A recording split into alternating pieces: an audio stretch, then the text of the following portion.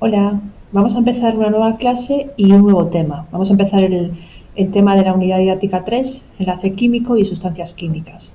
Una vez que ya hemos terminado el tema anterior, donde básicamente estuvimos viendo los tipos de átomos que existían en la tabla periódica, los metales, los no metales, sus configuraciones electrónicas, y veíamos además que para un átomo lo más importante desde el punto de vista químico son los electrones que tienen su capa de valencia, podemos proceder a ver qué es un enlace químico y por qué se enlazan los átomos. Entonces, antes de nada, tenemos que empezar a pensar cosas como que, por ejemplo, nosotros lo que realmente conocemos muy bien es la molécula de agua, la molécula de H2O. Veis que la molécula de agua realmente es un oxígeno unido mediante un enlace a dos átomos de hidrógeno. En realidad, una molécula de agua es esto que tenemos aquí.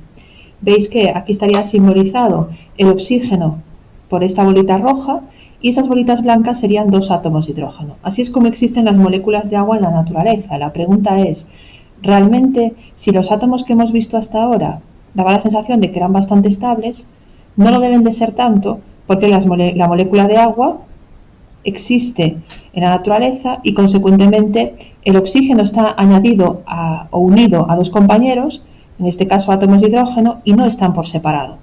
De hecho, cuando vimos las configuraciones electrónicas, ya más o menos nos hacía adivinar a lo que queremos llegar. Y es que cuando veíamos configuraciones electrónicas, la mayoría de los átomos no eran estables al 100% porque no cumplían la regla del octeto. Entonces, ¿realmente qué es un enlace químico? Pues un enlace químico no es más que la unión de átomos y que lleva consigo un desprendimiento de energía. Ya os dije varias veces que todo tiende a situación de mínima energía. Por lo tanto, cuando los átomos se unen, por ejemplo, como en el caso del agua, cuando se une el oxígeno y cuando se une el hidrógeno, en esa unión se desprende energía para formar ese enlace. Y esa energía que se desprende es lo que se denomina la energía de enlace. Es decir, la energía de enlace es la energía que se desprende cuando se forma un enlace, y cuanto más energía se desprende, significa que el enlace que se forma es más estable, es decir, la unión o el enlace generado es más fuerte. Entonces, realmente, ¿por qué se enlazan los átomos? Bueno, los átomos se enlazan porque así son más estables que por separado. O dicho de otra manera, así cumplen la regla del octeto y adquieren cada uno de los átomos una configuración electrónica de gas noble.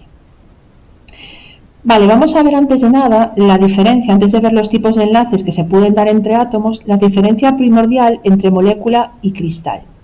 ¿Qué es una molécula? Pues básicamente una molécula es la unión de dos o más átomos. Por ejemplo, aquí tenemos la molécula de agua, que la voy a apartar un momento, y aquí tenemos dos átomos, si os fijáis, que van a simbolizar el hidrógeno, por ejemplo, un átomo de hidrógeno y un átomo de hidrógeno. Bueno, pues esos átomos de hidrógeno se van a juntar entre sí y van a dar lugar a una molécula que va a ser la molécula de H2, es decir, un átomo de hidrógeno se une con otro átomo de hidrógeno y forma una molécula que se denomina H2. Esta molécula es una molécula diatómica. ¿Por qué diatómica? Porque está formada por dos átomos. Entonces vemos que la molécula de hidrógeno está formada por dos átomos de hidrógeno, en este caso simbolizado por dos bolitas iguales de H2, y por lo tanto pues no tiene mayor complicación. Nos podemos encontrar con moléculas constituidas por tres átomos, como era lo que ocurría con la molécula de agua. Es decir, veis que en la molécula de agua lo que pasa es que tenemos tres átomos y donde en este caso los blancos seguían siendo hidrógeno, como ocurre aquí, y el oxígeno estaría simbolizado por el color rojo. Entonces ya tenemos moléculas diatómicas, moléculas triatómicas, podemos tener moléculas tetraatómicas, pentaatómicas, pero realmente ya no se habla de triatómicas, tetraatómicas, sino que ya se suele hablar de moléculas poliatómicas. Es decir, las moléculas es la unión de dos o más átomos, donde podemos tener moléculas diatómicas, dos átomos, moléculas triatómicas y en general ya moléculas poliatómicas. Aquí tenemos un ejemplo de una molécula donde veis que hay un elemento distinto de momento al rojo, por lo tanto no va a ser oxígeno, y seguimos teniendo hidrógenos. Bueno, pues esta molécula es lo que se llama el amoníaco. El amoníaco, que tiene fórmula NH3 y que próximamente dentro de este tema vamos a ver la nomenclatura de los compuestos inorgánicos, está formado por un nitrógeno, que en este caso está simbolizado por el color azul, y por tres hidrógenos. Veis que si le doy la vuelta podéis ver pues eso, los tres hidrógenos y un nitrógeno. Y también podemos tener moléculas de un mayor tamaño, como por ejemplo esta que tengo aquí. Si os fijáis, le puedo dar las vueltas que quiera porque tiene la misma forma, la misma estructura tridimensional en el espacio. Vale, está constituida por 1, 2, 3, 4 átomos de hidrógeno y un átomo central distinto a los vistos hasta ahora, y esta molécula es el CH4, es decir, lo que se llama metano. Entonces, bueno, el NH3 era amoníaco y el CH4 tenemos metano, que veis que simplemente es el carbono central y 4 hidrógenos.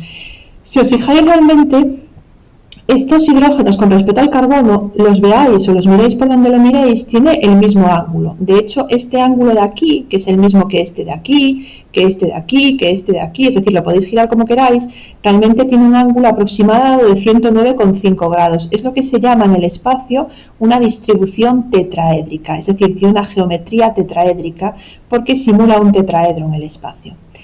Vale, pues estos son todo lo referente a lo que son moléculas. ¿Veis que eso, unión de dos o más átomos, y la fórmula de la molécula lo que nos indica es el tipo de átomos que constituyen la molécula y el número exacto de átomos que hay de cada tipo. Por ejemplo, molécula de agua, ¿vale?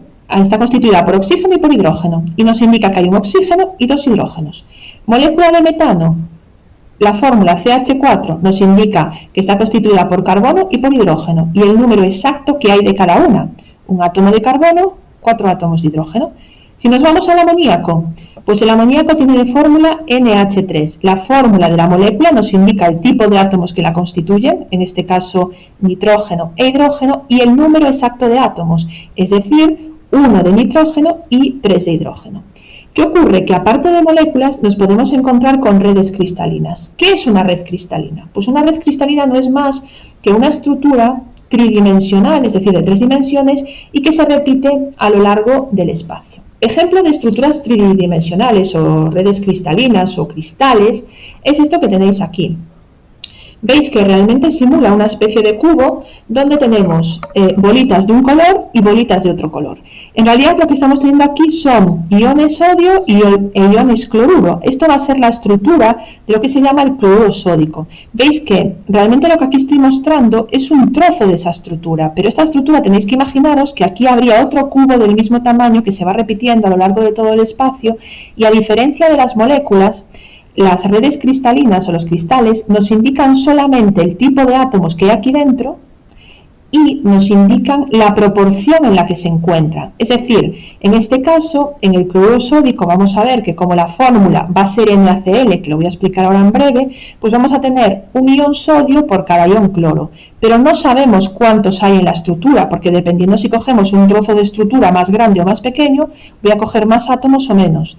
Es decir, en el caso del cloruro sódico, si yo cojo una estructura donde hay 100 iones cloro, voy a tener también 100 iones sodio. Si cojo un trozo más grande de estructura, pues si cojo una estructura que tiene 150 iones sodio, voy a tener 150 iones cloruro, y así sucesivamente. Hay otros ejemplos de redes cristalinas, como por ejemplo estos de aquí, que parecen así un poco más complicados, y que pronto os familiarizaréis con ellos porque van a formar unas estructuras muy interesantes, puesto que tanto esta de la izquierda como esta de la derecha van a ser carbonos, que se unen entre sí, pero veis que de distintas maneras, y el hecho que se unan de una forma o de otra, pues hace que los materiales que constituyen la estructura de la derecha o la de la izquierda son económicamente muy diferentes. De hecho, la estructura de la izquierda es el carbono diamante, realmente algo muy valioso, y el de la derecha es el carbono grafito, que aparece en las minas de los lápices y que realmente, desde el aspecto económico, pues es prácticamente su valor despreciable.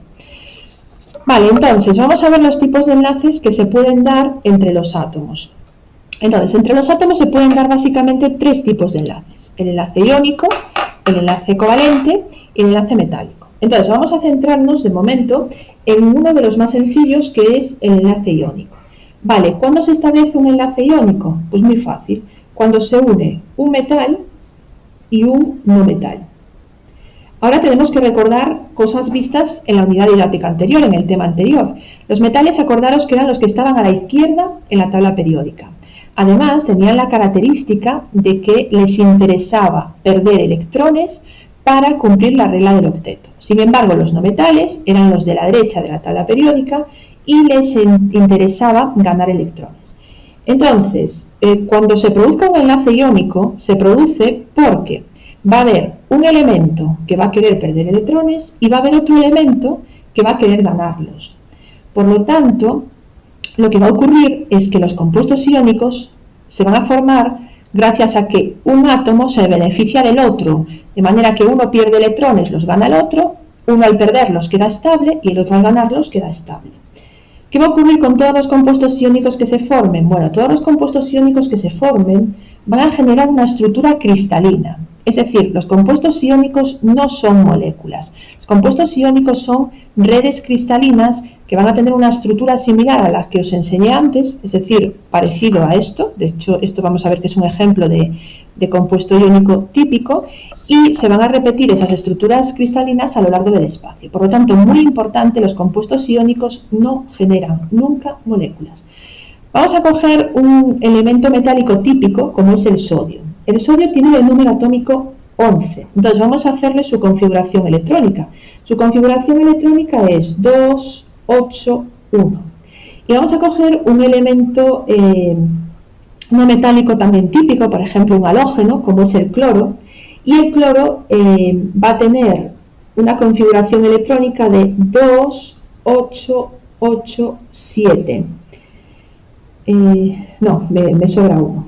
2, 8, 7, es decir, va a tener el número atómico 17 electrones. Realmente lo estoy poniendo de memoria porque no tengo aquí la tabla periódica, pero justo como está debajo del flúor, pues me acuerdo que lógicamente por ser un gas, un halógeno, tiene 7 electrones en la última capa y va a estar en este caso en la tercera fila o en el tercer periodo. Entonces, si os fijáis, vamos a analizar un poco lo que le ocurre a estos átomos para ser estables. Entonces, el sodio para ser estable le interesa perder un electrón. Si pierde un electrón, es decir, si pierde este electrón, se convierte en sodio más y adquiere una configuración electrónica 2,8, una configuración electrónica de gas noble. ¿Qué ocurre? Que si ese cloro gana el electrón que dejó el sodio, se convierte en ion cloruro y también adquiere una configuración electrónica estable. Por lo tanto, se juntan y se forma, en este caso, este compuesto que, como es de la unión del ion sodio y el ion cloruro, esto se llama el compuesto cloruro de sodio, que lo veremos cuando veamos formulación. Y así se explicaría la formación de cualquier compuesto de tipo iónico. Imaginaros que queremos ver otro, pues por ejemplo, el magnesio. El magnesio, que es un metal, tiene el número atómico 12 y su configuración es 2, 8, 2. Si por ejemplo lo juntamos con el flúor es 2, 7, tiene el número atómico 9. El magnesio veis que no es estable porque tiene 2 electrones en su última capa, por lo tanto le interesa perder esos 2 electrones, actuar con una carga magnesio más 2. El flúor le interesa ganar un electrón, porque si gana un electrón se va a convertir en F-. Entonces, ¿qué va a ocurrir? Vale, pues que el magnesio quiere ceder 2 electrones y el flúor quiere ganar 1. Entonces, si ponemos 2 flúors al lado del magnesio, uno le va a ganar un electrón y otro le va a ganar el otro electrón. Y así los dos se quedan felices, por decirlo de alguna manera. Entonces se formará la unión entre el magnesio y 2 flúors. Se formará el fluoruro de magnesio. Los dos son compuestos iónicos. Los dos forman redes cristalinas. Y por el hecho de formar redes cristalinas, la fórmula de estos compuestos nos indica de qué tipo de elementos están constituidos y la proporción en la que se encuentran. Es decir, cloruro sódico. El cloruro sódico además tiene esta estructura que acabamos de ver antes. Cada compuesto iónico tiene una estructura diferente. El ejemplo del cloruro sódico es una estructura cúbica como la que tenéis aquí. Entonces, lo que os indicaba antes, el hecho de que la fórmula del cloruro sódico fuera NaCl, sabemos que está formado por iones sodio y por iones cloro. Y sabemos que por cada ion sodio tenemos un ion cloro o un ion cloruro. En el caso del fluoruro de magnesio, la fórmula nos indica que está constituido por magnesio y por flúor, y la fórmula también nos indica la proporción en la que se encuentran cada uno de los iones. En el caso del cloruro de sodio, la proporción es 1:1, un átomo de sodio y un átomo de cloro. Sin embargo, en el caso del fluoruro de magnesio, la proporción es 1:2. Por cada ion magnesio habría el doble de iones fluoruro. Esto significa que si nosotros cogiésemos un trozo de la estructura cristalina y contásemos la cantidad de iones que habría, si por ejemplo contamos que hay en ese trozo de estructura 100 iones magnesio, tendría que haber 200 iones fluoruro para que el compuesto fuese neutro. ¿Cuáles son las propiedades de los compuestos iónicos? Bueno, pues hay una serie de propiedades muy características. Para eso yo os hago lo mismo que cuando os expliqué las propiedades de los metales y de los no metales. Yo os digo, bueno, pues pensad en un compuesto iónico típico. Lógicamente hay muchísimos compuestos iónicos, pero un compuesto iónico típico es la sal de cocina, el cloruro sódico. El cloruro sódico, si os fijáis, es sólido a temperatura ambiente. Pues todos los compuestos iónicos también van a ser sólidos a temperatura ambiente. Por lo tanto, si copiáis propiedades de los compuestos iónicos, pues la primera propiedad que tendríais que copiar, pues que son sólidos a temperatura ambiente, es decir, pondríamos sólidos a temperatura ambiente. Segunda propiedad, pues que tienen puntos de fusión y de ebullición altos. Es decir, que para pasar la sustancia en estado sólido, de sólido a líquido o de líquido a gas, es necesario calentar muchísimo, es decir, aplicar temperaturas muy elevadas. ¿Serán solubles en agua? Pues sí, si pensáis en la sal de cocina es soluble en agua, por lo tanto todos los compuestos iónicos van a ser solubles en agua. Otras características, son duros y frágiles. Vale, ¿qué significa que sean duros? Que sean duros significa que son muy difíciles de rayar. Y eso es así porque los enlaces que presentan estos átomos dentro del compuesto son muy fuertes. Entonces, si yo quiero romper esos enlaces para poder rayar la estructura, sería prácticamente imposible. Es decir, son muy duros. Y frágiles, pues es algo que no va en contra de que sean duros. La dureza, dijimos, o acabo de decir, que es la resistencia que opone un cuerpo a ser rayado. Y la fragilidad es la capacidad que tiene un cuerpo para romperse o la facilidad que tiene un cuerpo de romperse cuando recibe un golpe. Entonces, duros, difíciles de rayar, frágiles, fáciles de romper cuando reciben un golpe. Y la última característica es que en estado sólido no conducen la corriente eléctrica, sin embargo, sí que van a conducir cuando están disueltos. Entonces, en estado sólido no conducen la corriente eléctrica, pero sí van a conducir cuando están disueltos.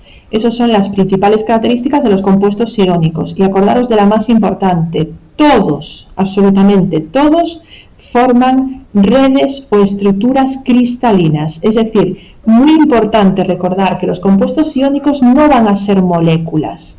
Es decir, no van a tener un número determinado de átomos, entre otras cosas porque en sentido estricto, si yo mirase con un microscopio muy potente una estructura de un compuesto iónico, que vería esta red cristalina o una similar, dentro no vería átomos, sino que dentro ya vería los iones, es decir, vemos que lo que realmente se uniría serían esos átomos que ya han perdido o ganado electrones, es decir, realmente está formado por la unión de iones positivos e iones negativos, que al juntarse generan un compuesto neutro. Y esto es más o menos lo que tenéis que saber de los enlaces iónicos. Ahora, vamos a ver cuándo se forma un enlace covalente. Vale, un enlace covalente se forma por la unión de un no metal con un no metal o un no metal más el hidrógeno. Realmente se forma con la unión de dos átomos de la derecha de la tabla periódica o uno de la derecha con el hidrógeno. De hecho, sabéis que el hidrógeno, ya lo comenté varias veces, está encima de los metales alcalinos porque tiene también, al igual que ellos, un electrón en la última capa, pero realmente no debería de estar colocado en esa situación porque no comparte para nada ninguna de las características de los metales alcalinos. Es decir, el hidrógeno es un no metal, no es un metal. Vale, ¿qué ocurre entonces cuando se forma un enlace covalente? Bueno, pues el enlace covalente es claramente muy diferente al enlace iónico. Dijimos que en el enlace iónico los átomos que se unían, uno ganaba electrones y el otro los perdía. Vale, vamos a ver qué ocurre, por ejemplo, cuando se unen dos no metales, como por ejemplo el hidrógeno. Vale, si yo tengo el hidrógeno, tiene un único electrón en su última capa, y si tengo otro hidrógeno, tiene otro único electrón en su última capa. A los dos les interesa ganar un electrón para así completar la primera capa, o a los dos les interesa perder un electrón para tener la primera capa completamente vacía. Pero lo que está claro es que lo que le interesa a uno también le interesa al otro. Por lo tanto, ya no se puede dar un enlace iónico, es decir, no existe la posibilidad de que uno pierde y otro gane. Entonces, ¿cómo hacen? Bueno, pues fijaros, lo que voy a hacer es dibujar los átomos de hidrógeno y voy a ponerles al lado los electrones que tienen en su última y única capa. En este caso pongo un electrón para el hidrógeno y otro electrón para el otro hidrógeno. Bueno, pues ¿qué hacen? Comparten este par electrónico. Y veis que al compartir este par electrónico, si nos fijamos en el hidrógeno de la izquierda y le contamos, ya tendría dos electrones. Si nos fijamos en el hidrógeno de la derecha, ya tendría dos electrones. Ya cumple la regla del octeto entre comillas. Acordaros que había excepciones a la regla del octeto y una de estas es la del hidrógeno. El hidrógeno no puede tener 8 electrones en la última capa porque la única capa que tiene y última es la primera y ahí no caben 8 electrones, solamente caben 2. Entonces se formaría la unión hidrógeno-hidrógeno. Veis que cada rayita que pongamos significa que estamos poniendo 2 electrones. Y esto de manera reducida se simboliza como H2, es decir, molécula de hidrógeno. Voy a fijarme en otra. Imaginaros que quiero explicar qué ocurre cuando se forma la molécula de flúor. Bueno, pues la molécula de flúor tendremos un flúor con 2,7 y otro flúor con 2,7, es decir, configuraciones electrónicas. Tanto al flúor de arriba como al flúor de abajo le interesa perder un electrón. Es decir, uno quiere perder un electrón y el otro también quiere perder. Es decir, no hay la posibilidad de que uno gane y otro pierda. Entonces vamos a ver cómo se pueden enlazar. Para eso nos vamos a fijar solamente en los electrones de la última capa, que son los que realmente nos importan desde el punto de vista químico. Veis que tiene cada uno 7 electrones en la última capa. Vale, vamos a coger el flúor y voy a dibujar los 7 electrones a su alrededor. Voy a dibujar 1, 2, 3, 4, 5, 6, 7. Y vamos a poner el otro flúor al lado y también voy a dibujar 7 electrones. Podría dibujarlos con circulitos, pero para ver qué electrones son de un átomo y cuáles son de otro, pues voy a dibujarlo con X o con aspas. 1, 2, 3, 4, 5, 6 y 7 electrones. Vale, ¿cómo van a cumplir la regla del octeto? Pues muy fácil, compartiendo electrones. ¿Cuántos? Pues este par. Veis que si me fijo en el flúor de la izquierda y cuento 1, 2, 3, 4, 5, 6, 7, 8 electrones, cumple la regla del octeto. Si nos fijamos en el de la derecha, 1, 2, 3, 4, 5, 6, 7, 8 electrones, también cumple la regla del octeto. Vale, si ahora estos electrones los ponemos como con rayitas, como hicimos antes aquí, cada rayita es un par de electrones, ¿vale? Pues me quedaría esto, 2, 4, 6, 8, bueno, y así sucesivamente. Veis que me quedaría la molécula rodeada de electrones de esa manera. Y así explicaríamos la formación del enlace de la molécula de flúor.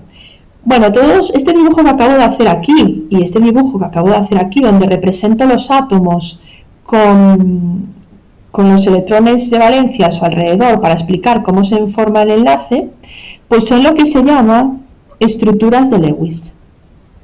Estructuras de Lewis. Las estructuras de Lewis sirven para dibujar los átomos con sus electrones de valencia correspondientes y explicar cómo se forma la unión o el enlace que tiene lugar mediante una unión covalente. Imaginaros, por ejemplo, que queremos explicar pues la molécula de oxígeno. Bueno, pues si quiero explicar la molécula de oxígeno, que es O2, estaría formado por la unión de dos átomos de oxígeno. El oxígeno tiene de configuración electrónica 2,6 y el otro oxígeno, lógicamente, también 2,6. Vale, si os fijáis ocurre lo mismo que antes. Los átomos de oxígeno no quieren perder electrones, ninguno de los dos los quieren ganar. Por lo tanto, no les va a quedar más remedio que compartir electrones mediante un enlace covalente. Hago la estructura de Lewis para intentar ver cómo se van a enlazar. Y me fijo en los electrones de valencia que tiene cada átomo de oxígeno. Tiene 6, vale, pues pongo 1, 2, 3, 4, 5, 6. Y lo mismo le hago al otro oxígeno. 1, 2, 3, 4, 5, 6. Y ahora, ¿cómo van a ser estables? Vale, pues van a tener que compartir un par electrónico y otro par electrónico. De manera que, si os fijáis y contamos los electrones que tiene el átomo de oxígeno de la izquierda, van a ser 1, 2, 3, 4, 5, 6, 7, 8. Al compartir electrones, el átomo de oxígeno queda ya rodeado de 8 electrones. Me fijo en el de la derecha. 1, 2, 3, 4, 5, 6, 7, 8. Por lo tanto, 8 electrones en la última capa, bueno, en la capa de valencia también. Si lo dibujo con rayitas, pues es 1, 2, 3, 4, 5, 6. Que bueno, puedo poner así las rayitas, las puedo poner así, es decir, como queráis. Pero si os fijáis, con las rayitas me es más fácil de contar que realmente hay 8 electrones alrededor de cada átomo, teniendo en cuenta que cada rayita es un enlace y cada enlace son 2 electrones. 2, 4, 6, 8 para el átomo de la izquierda y para el átomo de la derecha también 2, 4, 6, 8. Bueno, esto es lo que se llama un enlace doble, un enlace covalente doble. Covalente porque se produce por la compartición de electrones y enlace doble porque en vez de compartir un par electrónico comparten 3 pares electrónicos. Si quisiésemos explicar, por ejemplo, la molécula de nitrógeno, pues tendríamos que ver que el nitrógeno tiene de configuración electrónica 2, 5, es decir, tiene 5 electrones en la última capa. Entonces, ¿cómo veríamos para explicar el enlace que se produce? Pues hacemos la estructura de Lewis. Tenemos 1, 2, 3, 4, 5 electrones y 1, 2, 3, 4, 5. Claro, me podéis decir, ¿por qué ya los colocas aquí de esta manera? ¿Por qué no colocas 2 aquí abajo? Porque yo ya sé que con un par electrónico solo no me va a llegar y como voy a tener que compartir más de un par electrónico, ya los coloco más cerca. Entonces, posiblemente tengo que compartir este par y este par.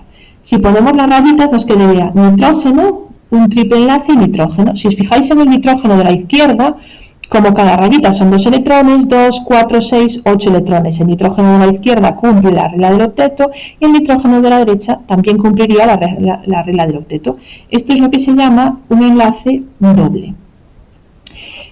Bueno, podríamos también, por ejemplo, en la molécula que teníamos antes, la molécula de agua, también va a seguir una característica de enlace covalente, porque si os dais cuenta, y dijimos que el enlace covalente se produce entre 2 no metales o un no metal y el hidrógeno, la molécula de agua es oxígeno e hidrógeno.